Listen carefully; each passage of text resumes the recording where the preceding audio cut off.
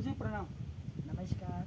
गुरुजी, आप ये तीर्थ क्षेत्र नासिक में अंजनेरी पर्वत पर आए वाले हैं और यहाँ पर सीता माता की तपस्थली बोला जाता है कि सीता माता की गुफा, इसके बारे में आप कुछ बोलना चाहेंगे? कुछ इसके बारे में कैसा है, लोगों को ज़्यादा जानकारी नहीं है। जी, तो मैं सबसे पूर्व आपको बता दूं, ये श्री क्षेत्र अंजनेरी पर्वत है, ऋषिमुख पर्वत के नाम से जाना जाता है। ये नासिक त्र्यंबक को जानते समय बीच में मार्ग में ही पड़ता है। यहाँ माँ भगवती अंजना ने प्रभु श्री हनुमान के प्राप्ति के लिए, पुत्र रूप में प्राप्ति के लिए महाशिव की साधना की थी। महाशिव ने प्रसन्न होकर ही हनुमान के स्वरूप में उनके उदर से जन्म लिया है। वो स्थल यह है जो अभी आप दर्शन के लिए आए हैं। इसी के साथ जब प्रभु राम जी अपने वनवास का कालखंड संपूर्ण कर रहे थे, उस समय में प्रभु राम जी भगवती सीता के साथ इस गुफा में निवास करने के लिए आए अवश्य थे। तब माँ सीता ने प्रभु राम जी से पूछा था कि हे प्रभु, आपको इस पर्वत श्रृंखला के विषय में अधिक से अधिक स्नेह क्यों है? तब प्रभु राम जी ने बताया कि यहाँ पे उनके अतिशय प्रिय रहने वाले हनुमान जी का जन्म हुआ है। वैसे कई लोग कहते हैं कि अंजनाद्री जो कर्नाटका हम्पी क्षेत्र में है, वहाँ पर भी हनुमान जी का जन्मस्थल है और यहाँ पर भी। तो मैं सबसे पूर्व ये स्पष्ट कर दूँ कि शास्त्र के प्रमाण के अनुसार नासिक महाराष्ट्र में विराजित रहने वाला ये अंजनेरी पर्वत ही हनुमान जी का जन्मस्थल है। कर्नाटका हम्पी में रहने वाले अंजनाद्री पर्वत हनुमान जी की माँ अंजना जी का मैका है, जहाँ पे बाली आदि वहीं पर विराजित है। और हनुमान जी का ननिहाल, जिसको हम बोलेंगे, वो कर्नाटका में विराजित है। सहसा प्रभु के इच्छा के बिना अंजनाद्री या अंजनेरी इन पर्वतों की यात्रा नहीं होती। पंच महारुद्र पीठों की श्रृंखला में प्रथम क्रमांक इस नासिक में विराजित ऋषिमुख पर्वत पर, अंजनेरी पर्वत पर प्रभु श्री हनुमान जी का जन्मस्थल ये है। अच्छा, और जो हम्पी में बोला जाता है वो हनुमान जी के नानी का गांव है। अच्छा, यानी उनका ननिहाल है। उनके माताजी के माँ का स्थान वे हम्पी में अंजनाद्री पर्वत में विराजित है। और गुरुजी, ये सरोवर है, इसके बारे में क्या जानकारी है? हाँ, तो हम तुमको ये भी बता दें कि इस पर्वत की श्रृंखला के मध्य में चरण सरोवर है। हनुमान जी जब अपने बालावस्था में प्रभु श्री सूर्य को एक मधुर आम का फल समझकर जब ग्रसित करने के लिए गए, तो उन्होंने यहीं से प्रस्थान किया था, यहीं से उड्डान किया था। तो उनके चरण चिन्ह अति विशाल रूप में यहाँ पर मौजूद है।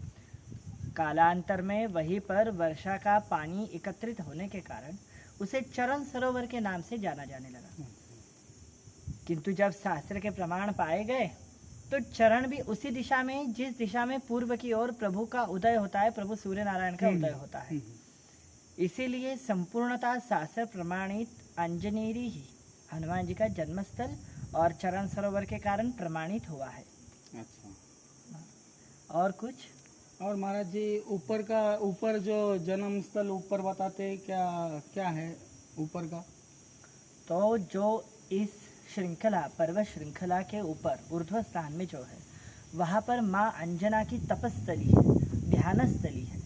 माँ अंजना ध्यान करने के लिए विशेष काल में अपने ऊर्ध्व भाग, इस अंजनेरी पर्वत के ऊर्ध्व भाग पर जाया करती थी, जहाँ पर एक अत्यधिक दिव्य शिवलिंग विराजित है। किंतु कालखंड के प्रभाव के कारण वहाँ की शिवलिंग एक विशिष्ट रूप में परिवर्तन हो गई। अभी वहाँ पर माता अंजना और उनके गोद में रहने वाले बाल हनुमान जी का प्रतिबिंब है। यहाँ पर भी माँ अंजना, हनुमान जी और केशरी जी, इन सबकी श्री प्रतिमा विराजित है। साथ ही लक्ष्मण जी, रामचंद्र जी, हनुमान जी, सीता जी, इनकी भी श्री प्रतिमा विराजित है। और विशेष तौर अंदर अगर कभी देखे जाए इस गुफा के श्रृंखला के मध्य में या गुफा के गर्भगृह में, तो इसमें विशेष रूप से प्रशस्त किया गया है कि भगवती पराम्बा भी इस गुफा के मध्य में विराजित है। ऐसे है। तो माँ अंजना को शिव और शक्ति, इन दोनों का वरदान प्राप्त हुआ है, और वही दर्शन कराने के लिए प्रभु रामचंद्र ने यहाँ लाए हैं ऊपर भी माँ अंजना का ही मंदिर है, यहाँ भी माँ अंजना और भगवती सीता का मंदिर है। अगर आप इस गुफा के मध्य में देखोगे तो यहाँ आपको राम लक्ष्मण जी की प्रतिमा दिखाई देगी। एक बाजू को राम जी है, एक बाजू को लक्ष्मण जी, और एक उनके सामने हनुमान जी विराजित है। हाँ। साथ ही सीधा सामने देखोगे तो माँ अंजना और उनके बाजू को माँ सीता है। माँ अंजना और सीता जी की भेंट होती। उन्हीं के बाजू को द्वार पर एक बाजू को देखे जाए तो प्रभु शिव की महामूर्ति विराजित है। अच्छा। और हनुमान जी के भाइयों की मूर्ति विराजित है, जहाँ पर वो क्रीड़ा करते हुए दिखाई दे रहे हैं। अच्छा अच्छा। हाँ, ऐसी शिव प्रतिमा यहाँ पर करी गई है। महाराज जी आप कहाँ से आए हैं?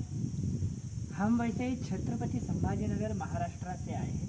हम निवासी वहीं पर है और कर्णपुरा स्थल के मध्य में पंचमुखी हनुमान जी के श्री मंदिर के विशिष्ट आधिकारिक सेवक हैं, हम पुजारी ही हैं। और आज आए हैं कि हनुमान जन्मोत्सव से पूर्व माँ अंजना और प्रभु के जन्मस्थल को भेंट दे सके, इस कारण। और महाराज जी आप पंचमुखी हनुमान मंदिर के पुजारी है, तो वो भी रुद्रपीठों में गिना जाता है? हाँ, प्रभु के विशिष्ट महापंच रुद्रपीठों में एक नासिक अंजनेरी, जिस स्थान पर अभी हम विराजित है या खड़े हैं। दूसरा स्थान है संभाजीनगर, श्री छत्रपति संभाजीनगर में कर्णपुरा स्थल में विराजित पंचमुखी हनुमान जी का श्री मंदिर, वे दूसरे नंबर का रुद्रपीठ है। तीसरे नंबर का रुद्रपीठ रामेश्वरम धनुषकोडी में विराजमान है। चौथे नंबर का रुद्रपीठ अयोध्या हनुमानगढ़ी में विराजित है।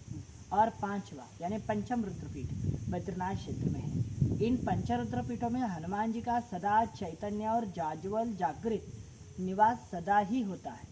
इसीलिए मैं तो कहूँ कि सभी हनुमत भक्तों ने, राम भक्तों ने या सभी प्रिय आध्यात्मिक भक्तों ने इन स्थानों पर भेंट अवश्य देनी चाहिए, क्योंकि यहाँ पर कण कण में प्रभु हनुमान जी की महा ऊर्जाएं समाई हैं, जिन ऊर्जाओं से मनुष्य अपने दुखों का निवारण भी कर सकता है और अपनी आयु का कल्याण भी कर सकता है।